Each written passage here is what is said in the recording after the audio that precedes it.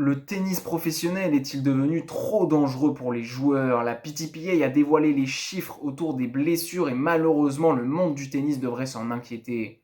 Alors ces chiffres ont été dévoilés par la PTPA, donc l'association des joueurs de tennis professionnels, et malheureusement le constat est assez alarmant entre le premier trimestre 2025 et le premier trimestre 2026.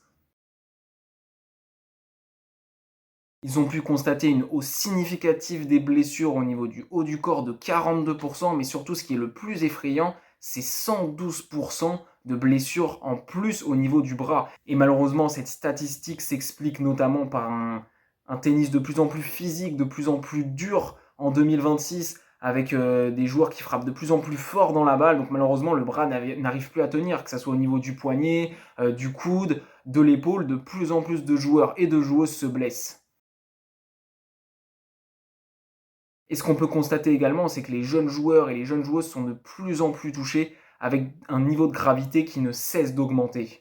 Et on peut constater un Carlos Alcaraz qui est blessé depuis des mois au poignet, on ne sait même pas s'il va revenir pour l'US Open. Une Victoria Mboko côté femme qui malheureusement s'est grièvement blessée au genou il y a quelques mois. L'année dernière, c'était Arthur Fils au niveau du dos, également Jack Draper qui n'arrive plus à revenir sur le circuit professionnel.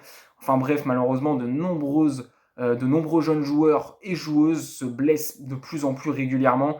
Et malheureusement, je pense qu'avec le temps, ça ne va pas s'arranger.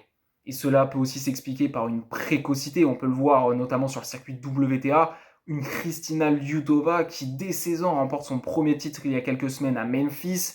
Une Mirandreva, une Coco Gauff qui sont là depuis déjà plusieurs années, alors qu'elles sont encore très très jeunes. Mais également côté homme, un Rafael Rodar, un Carlos Alcaraz qui sont arrivés sur le circuit avant 20 ans.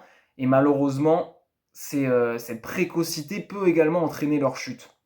Et moi, la question que je me pose, c'est autour du cas Rafael Rodar. Il est déjà à 60 matchs cette saison. Je ne sais pas si on s'en rend compte. Il était 165e au début d'année. Là, il est aux portes du top 10, donc son ascension est fulgurante. Mais j'ai peur que son corps en 2027 ne le lâche, malheureusement pour lui. Et c'est un joueur que j'affectionne tout particulièrement, un joueur qui est vraiment agréable à voir jouer. Donc j'espère que je me trompe, qu'il ne va pas se blesser. Mais au vu de l'intensité qu'il met dans chaque match, du nombre de matchs qu'il effectue, j'ai peur malheureusement que son corps le paye en 2027. Et parmi les meilleurs joueurs mondiaux, on peut citer certes Alexander Zverev qui arrive à pas mal enchaîner les tournois, les semaines, les saisons complètes, malgré quelques douleurs au dos qu'il a évoquées il y a quelques semaines, et sa grosse blessure à la cheville survenue contre Rafael Nadal à Roland-Garros. Mais je pense que c'est plutôt une blessure de pas de chance qu'une blessure de fatigue ou de répétition. Donc voilà, l'Allemand qui arrive à enchaîner, un Alex de Minaur aussi qui passe à travers les blessures, mais malheureusement on peut les compter sur les doigts d'une main, les joueurs et les meilleurs joueurs mondiaux qui arrivent à enchaîner. Alors que devraient faire l'ATP et la WTA? Malheureusement, la réponse est assez simple. Il faut alléger le calendrier. Beaucoup de monde ont alerté sur ce sujet. Mais malheureusement, Andrea Gaudenzi est plutôt voilà, axé sur l'aspect financier que l'aspect sportif. Et la PTPA a aussi relevé un lien de corrélation entre les Master 1000 de 12 jours et les blessures qui augmentent. Bien évidemment, ce n'est pas forcément le seul problème, mais c'est l'un des principaux. Alors certes, les joueurs ont un jour de repos entre chaque match pour pouvoir justement se reposer, etc. Mais malheureusement, les tournois s'enchaînent assez vite.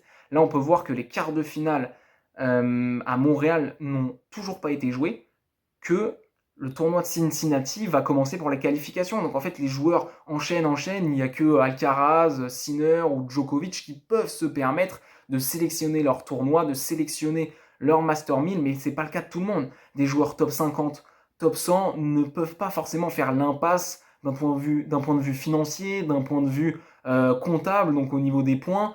Ils ne peuvent pas faire l'impasse, donc malheureusement c'est un engrenage, c'est un cercle vicieux et les blessures s'enchaînent et malheureusement les joueurs ne s'en sortent plus.